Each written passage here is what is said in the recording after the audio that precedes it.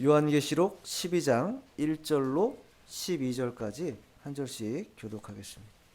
하늘에 큰 이적이 보이니 해를 옷 입은 한 여자가 있는데 그 발 아래에는 달이 있고 그 머리에는 12별의 관을 썼더라. 이 여자가 아이를 베어 해산하게 되매 아파서 애를 쓰며 부르짖더라. 하늘에 또 다른 이적이 보이니 보라, 한 큰 붉은 용이 있어 머리가 7이요 뿔이 10이라. 그 여러 머리에 7 왕관이 있는데 그 꼬리가 하늘의 별 3분의 1을 끌어다가 땅에 던지더라. 용이 해산하려는 여자 앞에서 그가 해산하면 그 아이를 삼키고자 하더니 여자가 아들을 낳으니 이는 장차 철장으로 만국을 다스릴 남자라. 그 아이를 하나님 앞과 그 보호자 앞으로 올려가더라. 그 여자가 광야로 동명함에 거기서 1260일 동안 그를 양육하기 위하여 하나님께 예배하신 곳이 있더라. 하늘에 전쟁이 있으니 미가엘과 그의 사자들이 용과 더불어 싸울세. 용과 그의 사자들도 싸우나 이기지 못하여 다시 하늘에서 그들이 있을 곳을 얻지 못한지라. 큰 용이 내쫓기니 옛뱀 곧 마귀라고도 하고 사탄이라고도 하며 온 천하를 꿰는 자라. 그가 땅으로 내쫓기니 그의 사자들도 그와 함께 내쫓기니라.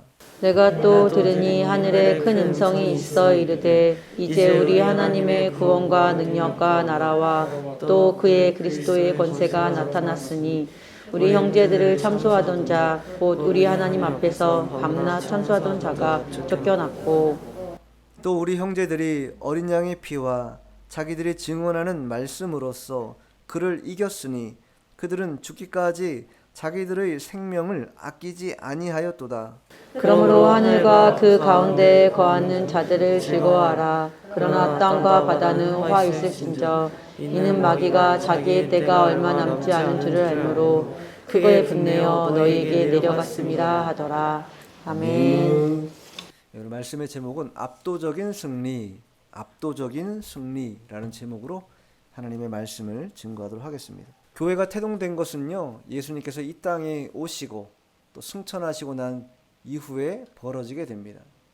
예수님께서 승천하셨다라는 것은 이미 죄와 사망의 법을 깨고 승리하셨기 때문에 승천하신 것입니다. 이 세상에 어떠한 누구도 사망의 법을 이길 수는 없습니다.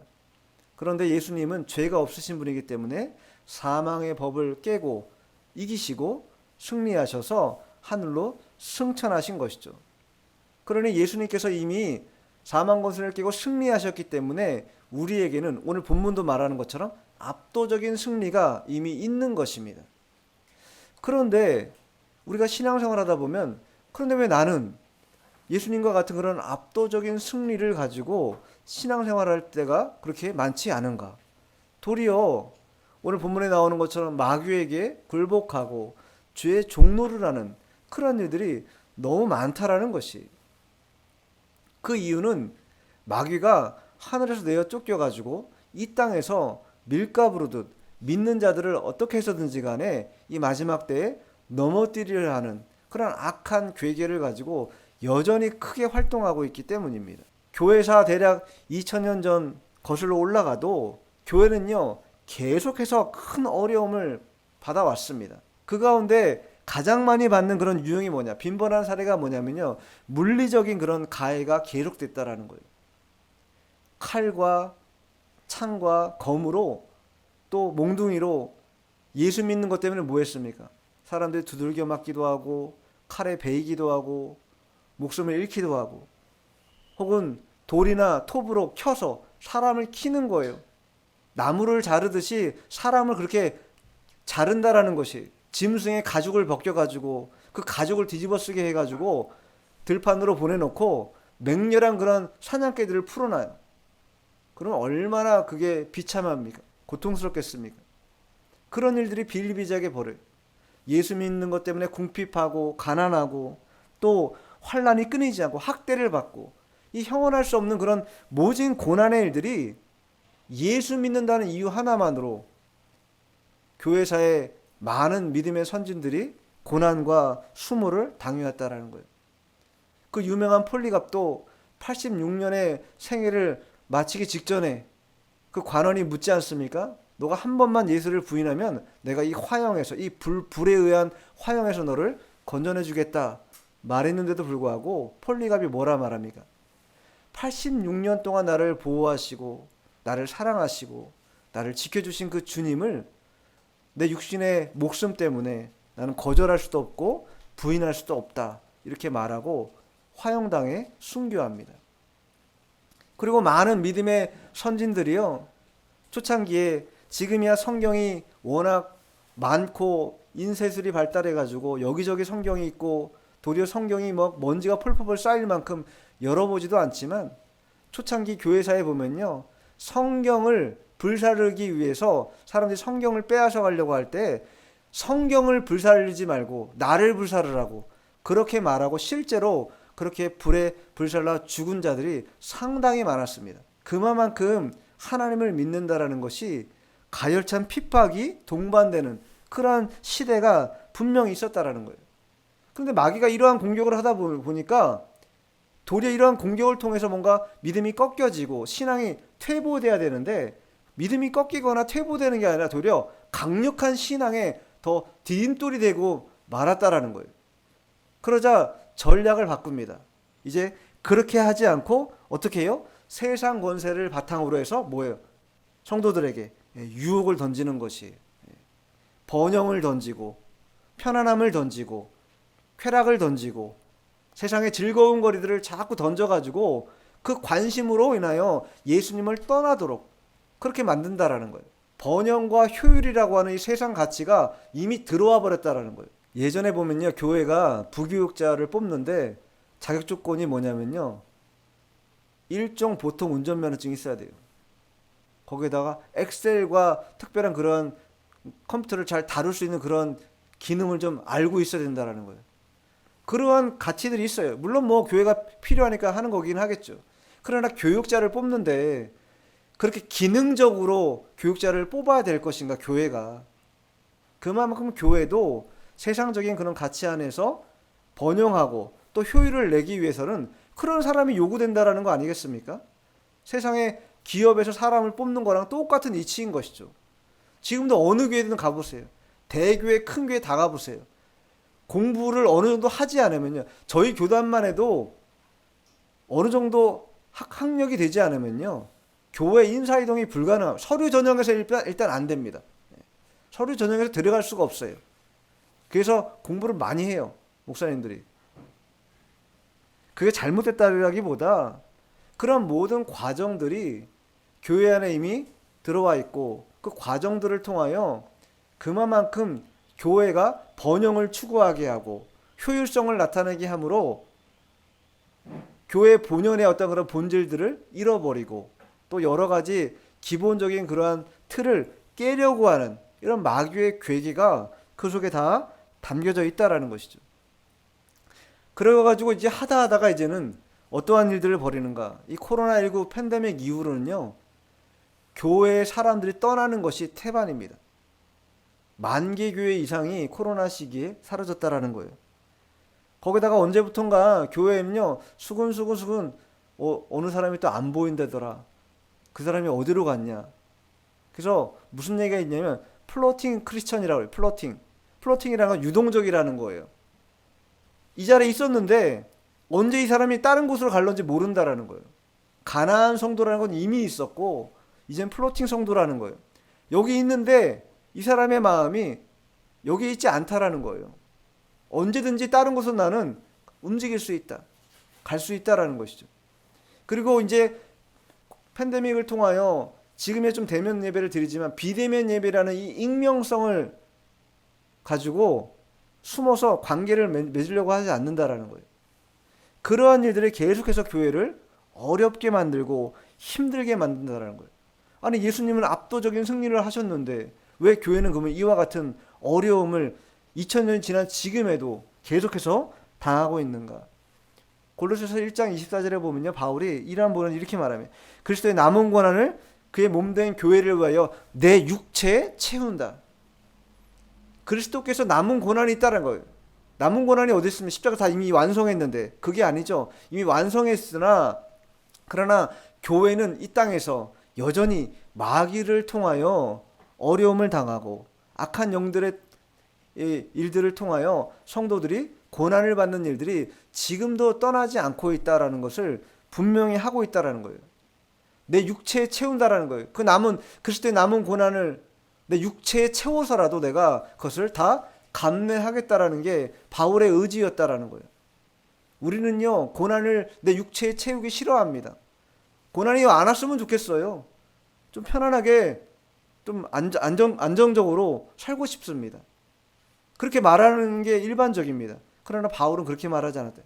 도리어 그리스도의 남은 고난이 있다면 내가 교회를 위해서, 우리 성도들을 위해서라면 내 몸에 채워도 좋다. 이렇게 말하고 있다라는 거예요. 그것이 참된 그러한 성도의 모습이지 않을까, 기준이지 않을까 이렇게 생각합니다. 자, 그러면 교회와 성도가 받는 이러한 어려움들, 순환의 이유가 뭔가? 그리고 그 일의 결국은 어떻게 될 것인가? 그리고 이 일들을 통하여 우리는 어떻게 신앙의 밀도를 가지고 생활해야 되는가 한번 살펴보겠습니다. 자, 1절 2절 본문 1절 2절 읽어보겠습니다. 하늘에 큰 이적이 보이니 해를 옷 입은 한 여자가 있는데 그 발 아래에는 달이 있고 그 머리에는 12별의 관을 썼더라. 이 여자가 아이를 베어 해산하게 되매 아파서 애를 쓰며 부르짖더라. 하늘에 큰 이적이 보였다. 누구에게 보인 겁니까? 요한에게, 사도 요한에게 보인 것이죠. 환상에 보인 거예요. 하늘에서 놀라운 광경을 목격한 거예요.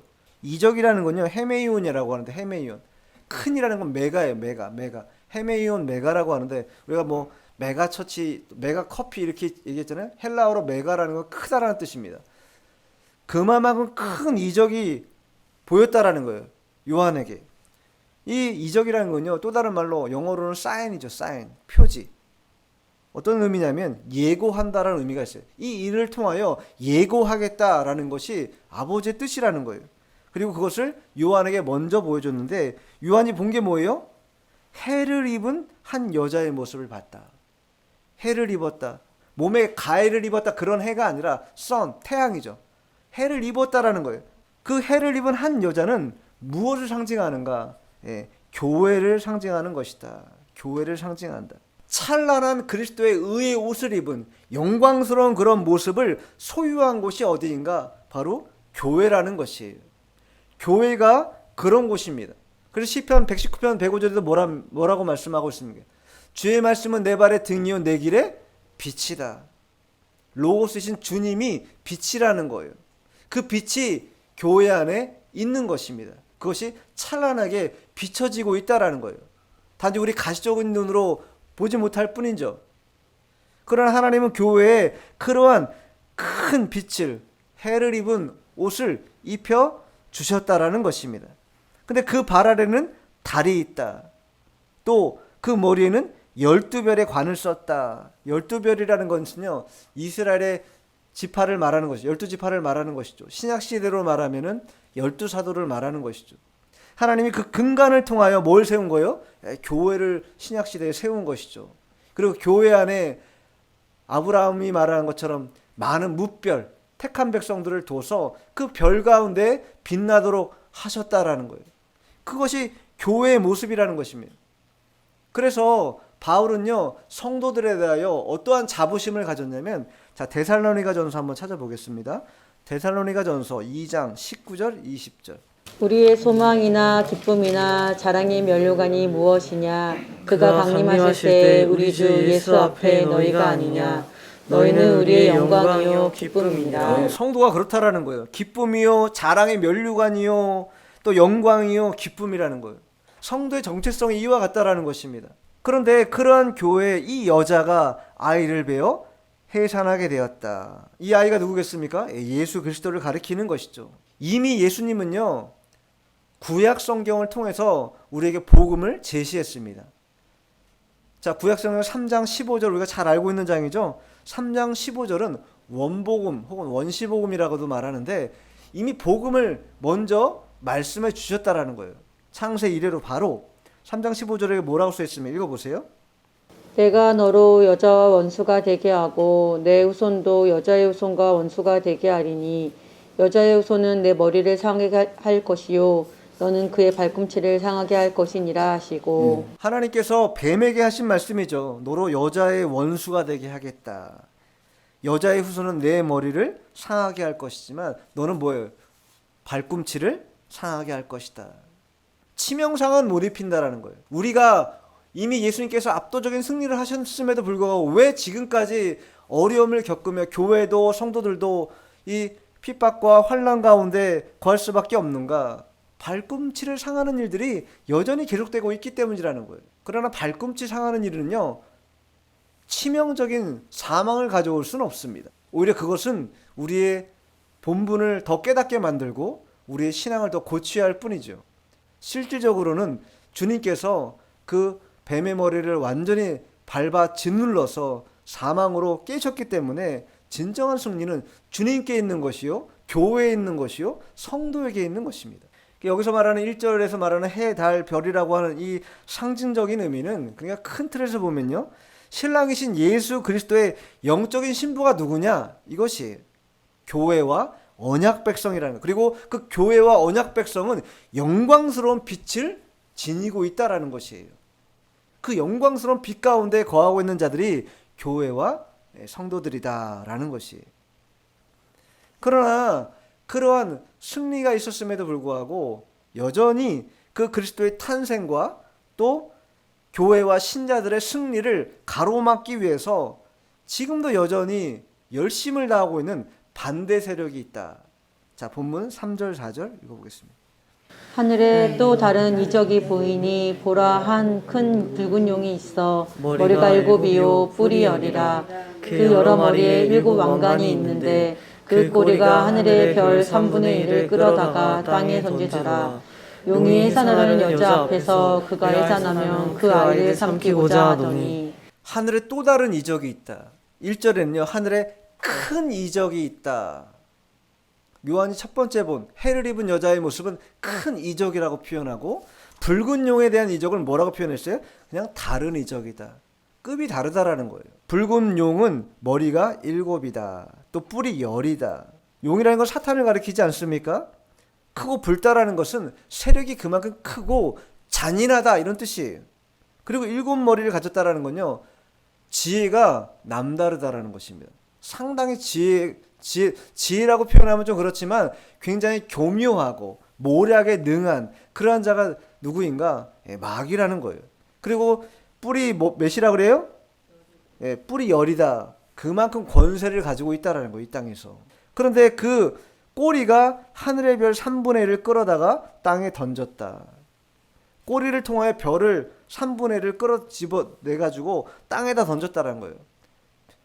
별이라는 건 하늘의 천사들을 의미하는데 그 천사들을 타락시켜서 참사하고 꿰어가지고 타락시켜가지고 그들을 어디로 보낸 거예요? 이 땅으로 보냈다라는 거예요. 이 땅으로.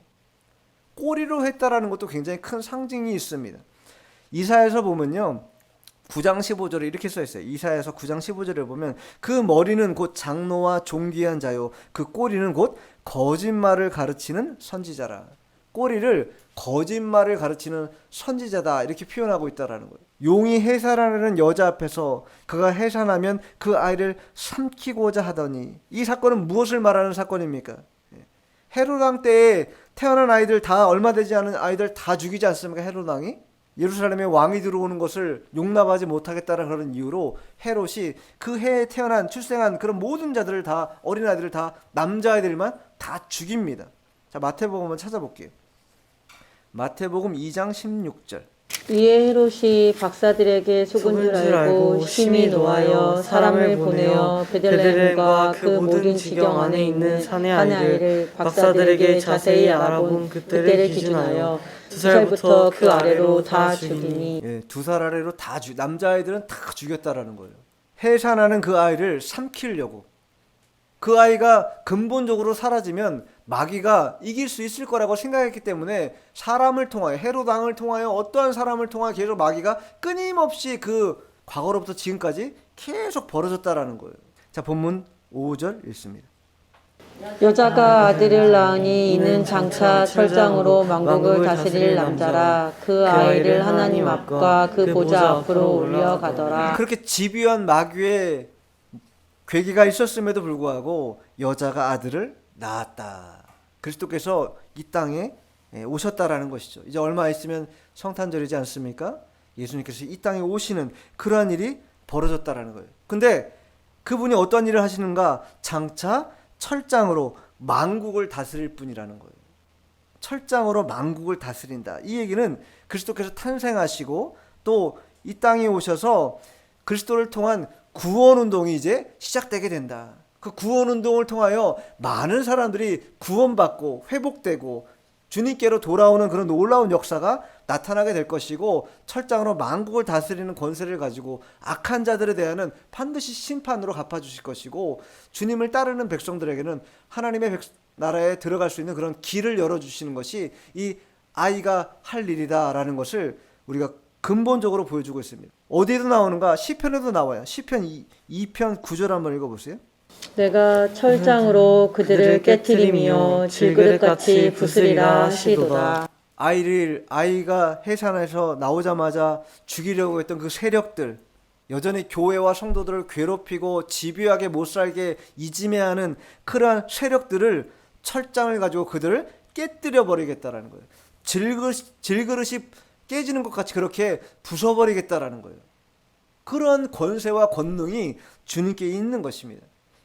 계시록 그 19장에도 나오는데, 자 19장 계시록 19장 15절도 한번 읽어보세요. 그의 입에서 예리한 검이 나오니 그것으로 만국을 치겠고 친히 그들을 철장으로 다스리며 또 친히 하나님 곧 전능하신 이의 맹렬한 진노의 포도주 틀을 밟겠고. 예리한 검, 그것으로 만국을 치겠고, 하나님의 말씀으로 만국을 치겠다라는 거예요. 또 철장으로 다스리겠다라는 거예요. 전능하신 이의 맹렬한 진노가 어떤 것인지 보여주겠다라는 것입니다. 하나님의 뜻을 거스르고 또 하나님의 일들을 방해하고 구원운동을 피폐하게 만드는 그러한 세력들이 어떻게 멸절되게 될 것인지 분명히 보여주겠다라는 것이에요. 어떻게 그것이 가능한가? 자 5절 하반절에 보면 그 아이를 하나님 앞과 그 보호자 앞으로 올려가더라. 예수님의 승천하실 것을 말하는 것이죠. 제가 설교 서두에 말씀드린 것처럼 승천했다라는 건요, 사망 권세를 깨고 이미 죽음을 이기셨다라는 것이에요. 그렇기 때문에 승천하신 것입니다. 그 승천을 통하여 이제 구원 역사가 나타나게 된다. 이와 같이 붉은 용과 또 여자의 이 대결은 창세 이후로 지금까지 계속되고 있습니다. 계속 부딪히고 있어요. 하나님은 그러한 상황 속에서 교회와 성도들을 끝까지 보호하신다. 끝까지 지켜주신다. 어떻게 지켜주시는가? 자 6절 한번 읽어보죠. 본문. 그 여자가 광야로 도망하며 거기서 1260일 동안 그를 양육하기 위하여 하나님께서 예비하신 곳이 있더라. 하나님이 교회와 성도들을 예비하신 곳, 양육받도록 예비하신 곳이 어디인가? 바로 광야다. 광야로 가게 하셨다라는 거예요. 거기 며칠 동안 있어요? 1260일 동안. 이건 7년 대환란 가운데 전 3년 반을 말하는 건데 3년 6개월입니다. 30일을 따졌을 때 3년 6개월이에요. 3년 6개월 동안 하나님이 예비하신 곳에서 우리를 보호해 주신다라는 거예요. 큰 환란의 때, 마귀가 이 말세의 때 극렬하게 맹렬하게 달려들 그때에 하나님께서 우리를 보호하시고 양육하시기 위해서 광야로 우리를 몰아가신다라는 것이, 광야라는 곳은요 믿음의 연단을 받는 곳입니다. 모세도 그곳에서 연단을 받았고 또 바울도 그곳에서 연단을 받았고, 우리가 곰곰이 봐도 우리의 신앙의 진보가, 개인적인 신앙의 진보가 크게 나타나는 때를 보면요, 평탄할 때 이럴 때보다는 개인적으로 굉장히 어려움을 만났을 때, 그때 굉장히 몸부림치고 주님을 부르고 주님을 찾고 그러하다 보면 그 믿음을 통하여 그 어려운 시기를 건너고 나면 우리의 믿음이 진보되고 자라나는 것을 경험할 때가 많습니다.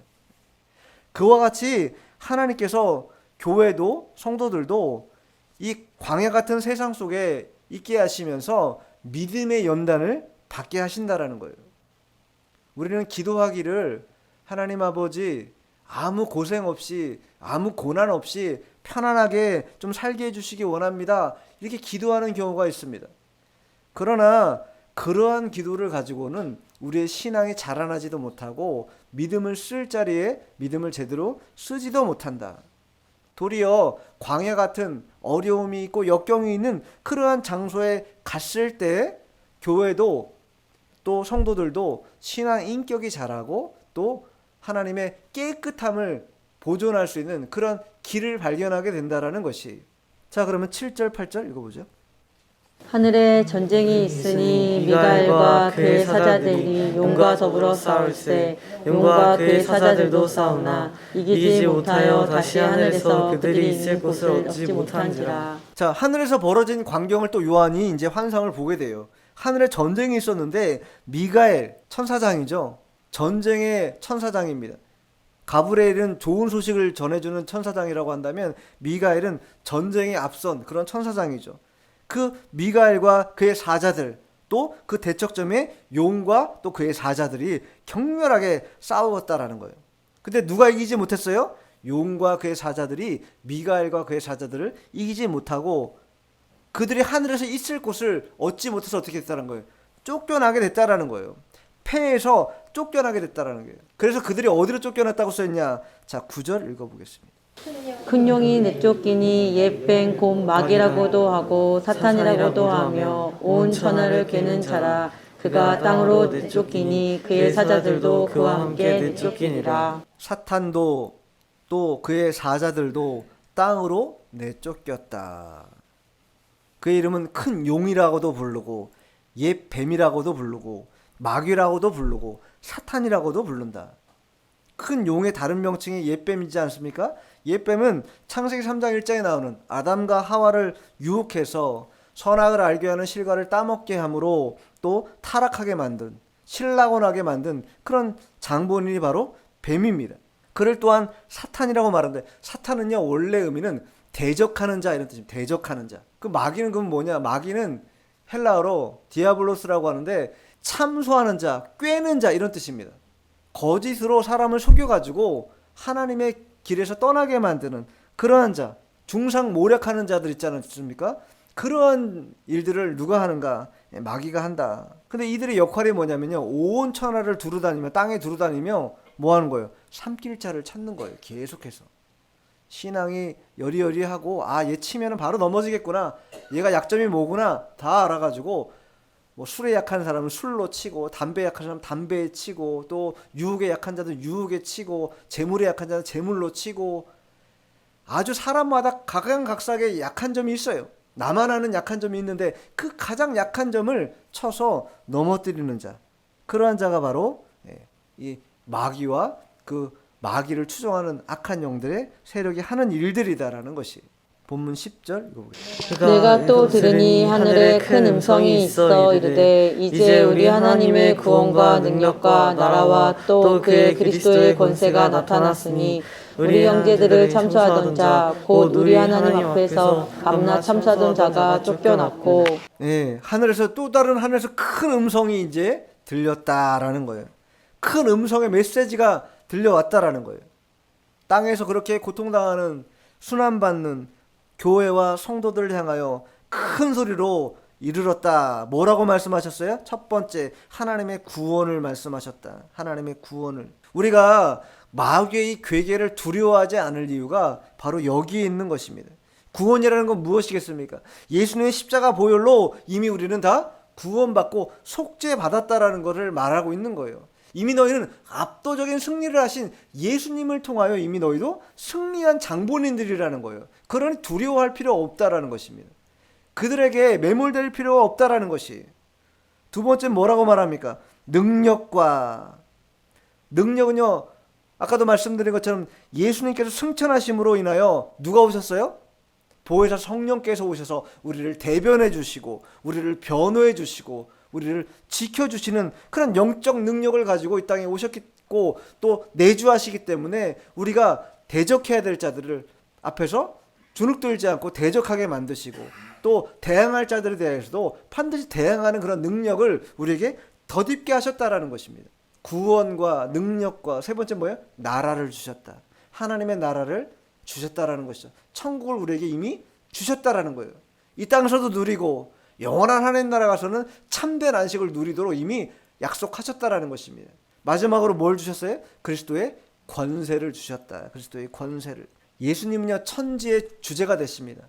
마태복음 28장 18절에 뭐라고 말합니까? 아버지께서 나에게 하늘과 땅의 모든 권세를 주셨다.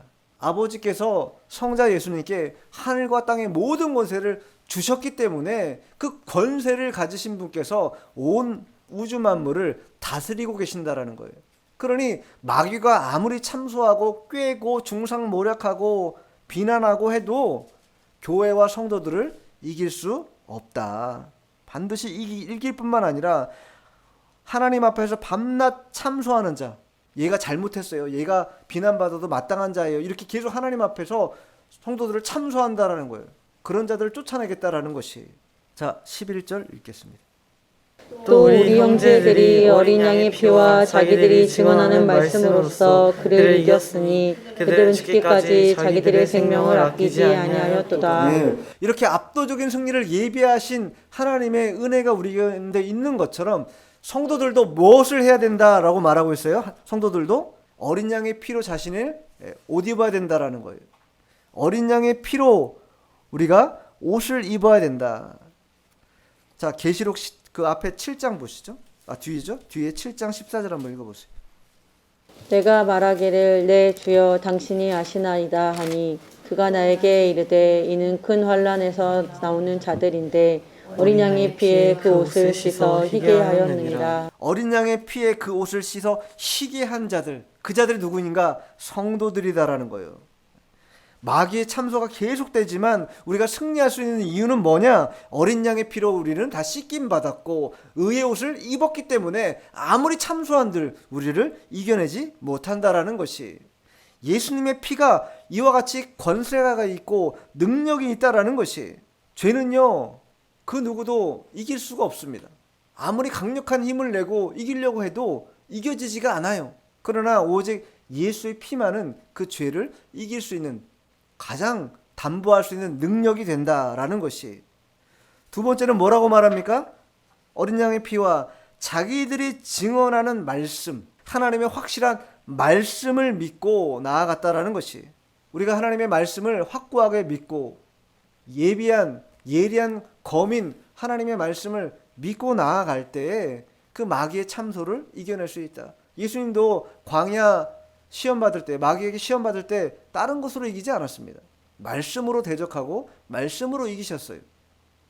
그런 것처럼 성도들과 교회는 이곳에 더 전심을 기울여야 된다. 첫 번째는 어린 양의 피로 옷 입기를 늘 옷 입으려고 해야 되고, 두 번째는 하나님의 말씀에 확고하게 설 수 있도록 계속 우리를 몸부림쳐야 된다라는 거예요. 세 번째 뭡니까? 마지막 세 번째 뭐라고 써 있어요? 그들이 죽기까지 자기들의 생명을 아끼지 않았다. 이건 뭐겠어요? 충성이죠. 충성. 죽기까지 충성을 다했다라는 거예요. 자기 생명을 아끼지 않고 말씀대로 살기 위해서 살다가 그렇게 죽임을 당하는 경우도 있었다라는 거예요. 성경을 불태우려고 성경을 가져오라 그랬더니 나를 차라리 불태우라 라고 말한 것처럼. 자, 마지막 12절 읽겠습니다. 그러므로 하늘과 그 가운데에 거하는 자들은 즐거워하라. 그러나 땅과 바다는 화 있을진저 이는 마귀가 자기의 때가 얼마 남지 않은 줄을 알므로 크게 분내어 너희에게 내려갔음이라 하더라. 너희에게 내려갔다. 교회와 성도들에게 내려왔다는 거예요. 왜? 자기 때가 얼마 남지 않은 줄 알고 어떻게 해서든지 간에 계속 넘어뜨리고 맹렬하게 그들을 쓰러뜨리기 위해서 지금도 혈안이 되어가지고 돌아다니고 있다라는 거예요. 땅과 바다에 뭐가 넘친다고 했어요? 화가 넘친다. 화가. 그러나 그 앞에 뭐라고 말합니까? 하늘과 그 가운데에 거하는 자. 이미 하늘 천상에 있는 그러한 성도들은 뭐예요? 즐거움을 만끽하고 즐거움을 누리고 있는데 이 땅과 바다는 여전히 화가 남아있다. 마귀가 왜? 자기 때가 얼마 남지 않은 줄 알고 계속 맹렬하게 분내면서 넘어뜨릴 자들을 찾고 있기 때문에. 여전히 마귀는요, 교회를 넘어뜨리기 위해서, 성도를 넘어뜨리기 위해서 맹렬하게 달려들고 있는 것이고요. 또 그만큼 어려움이 수반되는 게 교회 생활이고 신앙 생활입니다. 그러나 우리가 그러한 어려움 때문에 주저앉거나 실패했다고 말할 수 없는 이유는 예수님께서 이미 압도적인 승리를 하셨기 때문에 우리 또한 어린 양의 피로 이미 씻은 바 되었고 그 의의 옷을 입는 자가 되었기 때문에 승리할 것이고, 또한 하나님의 말씀이 우리 가운데 주어졌기 때문에 그 말씀으로 또한 승리할 것이고, 또 주님께서 충성하신 것처럼 우리 또한 충성해서 하나님께 영광을 드리는 그런 삶의 비전, 삶의 목적이 남아있기 때문에 이 일을 지금도 하고 있는 것이다 라는 것입니다.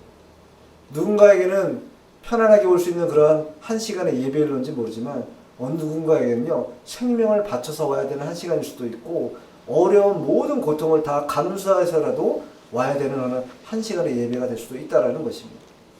우리 스스로가 우리의 신앙을 돌아보면서 정말로 우리는 압도적인 승리에 걸맞는 신앙을 갖고 있는가, 또 그렇게 할 수 있는가, 만약 그렇지 못하다면 다시 한번 그리스도의 그러한 어린 양의 피로 옷 입는 그런 우리가 되어야 되겠고, 하나님의 말씀에 창념하는 그런 우리가 되어야 될 것입니다.